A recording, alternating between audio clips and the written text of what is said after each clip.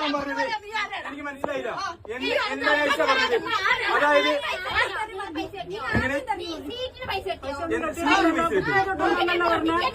എന്റെ പൊന്നു മോളെ, ഞാൻ ഈ സീറ്റ് ഈ ബാഗ് അവിടെ ഇട്ടിരുന്നതാണ്. മനസ്സിലായോ?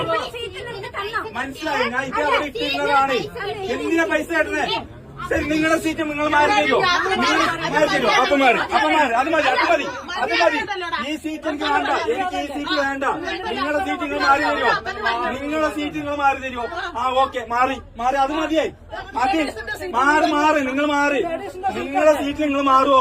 അതാണ് എന്റെ ചോദ്യം. അത്രേ ഉള്ളൂ. അപ്പൊ മാറി ആയിരുന്നോളാം.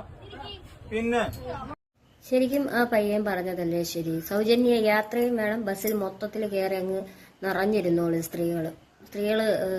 സൗജന്യ യാത്രയൊക്കെ അവരുടെ അവകാശം തന്നെയാണ്, സ്ത്രീകളുടെ അവകാശം തന്നെയാണ്, ഇല്ലെന്ന് പറയുന്നില്ല. പക്ഷെ പുരുഷന്മാരോട് കാണിക്കുന്നത് കുറച്ച് ക്രൂരതയല്ലേ. അവർക്ക് സീറ്റും കൊടുക്കത്തില്ല, ടിക്കറ്റും എടുത്തിട്ട് ഇങ്ങനെ കമ്പിയിൽ തൂങ്ങി നിൽക്കാൻ വേണം.